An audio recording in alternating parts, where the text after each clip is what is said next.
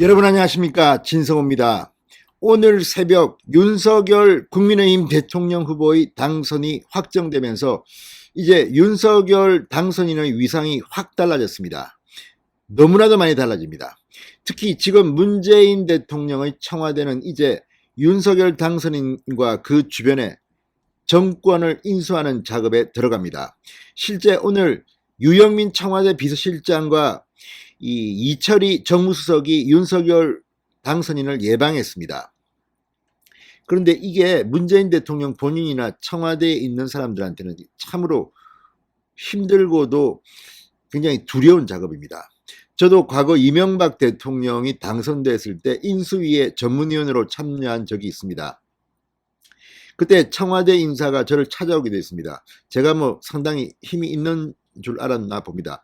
근데 그때 대화를 해보면서 느낀 것은 확실히 노무현 청와대는 그렇게 열심히 일하는 분위기는 아니었던 것 같습니다. 이게 임기 말년이라서 그런 것도 있지만 거의 뭐 9to5 분위기 비슷했다고 합니다. 그리고 구체적으로 실무적인 것을 많이 물어본 기억이 납니다. 그런데 청와대를 떠나는 사람들 입장에서는 이게 상당히 공포입니다. 내 뒤에 오는 사람들이 내가 하던 일을 어떻게 파악하고 혹시 나에게 어떤 일이 발생하지도 않을까, 이런 두려움이 있습니다. 같은 정당, 같은 예를 들어서 새누리당의 이명박 대통령 후임으로 박근혜 대통령이 올 때도 같은 정당 내지만 상당히 긴장감이 있습니다. 이 김대중 대통령에서 노무현 대통령으로 옮겨질 때도 비슷한 일이 발생했습니다. 결국 김대중 대통령의 측근들이 감옥에 가기도 했습니다. 박지원 비서실장 같은 사람들.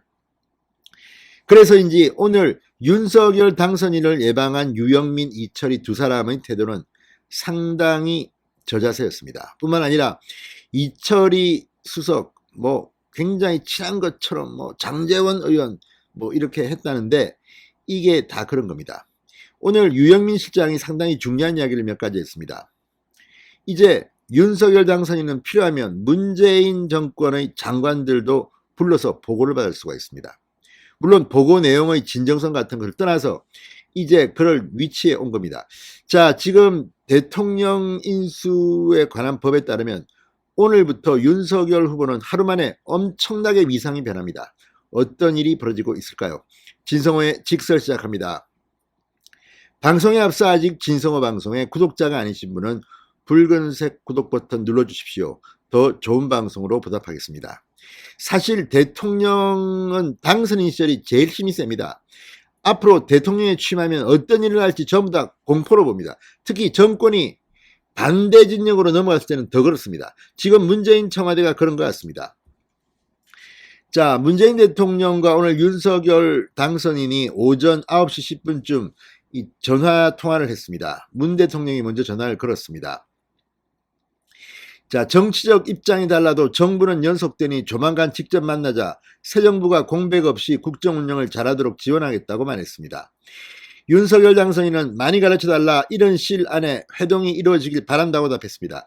아마 다음 주 중에는 만날 것 같습니다. 대개 이 9일 내지 10일쯤 지난 뒤에 현직 대통령과 당선인이 만난 경우가 많았습니다. 자, 오후에는 유영민 실장과 이철희 정무수석이 문재인 대통령의 축하난을 들고 윤석열 당선인을 찾았습니다.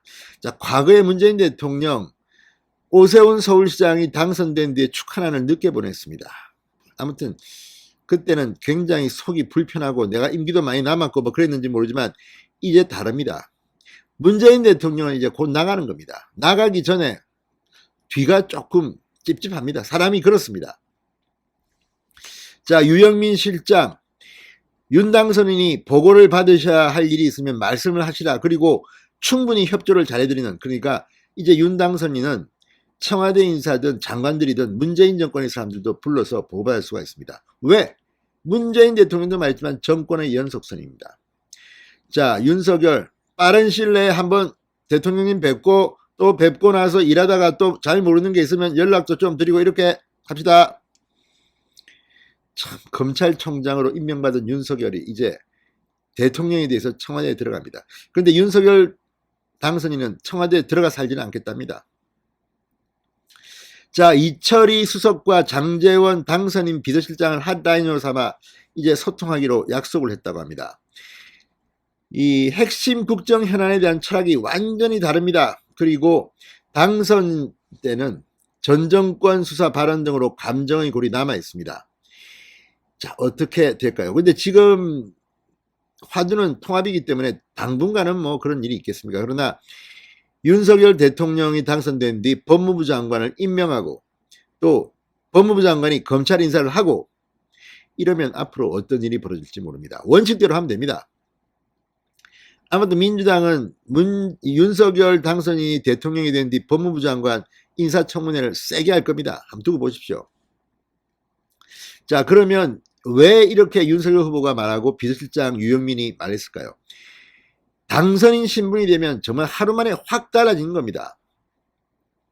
자, 오늘 국립현충원에 윤석열 당선인이 참배를 하기 위해서 갔을 때 앞뒤로 경찰차가 보이죠. 청와대 경호처 직원들이 보이죠. 대단합니다. 그러니까 이거는 이제 대통령급에 준하는 경호를 받습니다.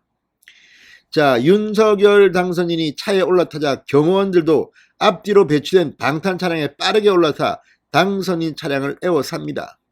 그리고 경찰 오토바이들이 호위 차량 주변에 포진하고 교통통제 지원을 받아 첫 행선지인 현충원으로 멈추지 않고 그냥 달립니다. 신호등 딱 합니다. 딱 대통령급입니다. 빵빵. 후보자 신분과는 완전히 달라진 위상입니다. 당선인 신분은 대통령과 똑같은 준 대통령급 경호를 받습니다. 자, 전담 경호대에는 당선인과 가족을 24시간 밀착 경호하는 요원들뿐만 아니라 폭발물 검측, 의료 지원, 음식물 검식 요원까지 배치됐습니다. 그렇지만 윤석열 당선인은 서초동 집에서 계속 살겠답니다. 안가가 원래 있습니다. 그렇지만 안 가겠답니다. 안전가원 안 쓴답니다.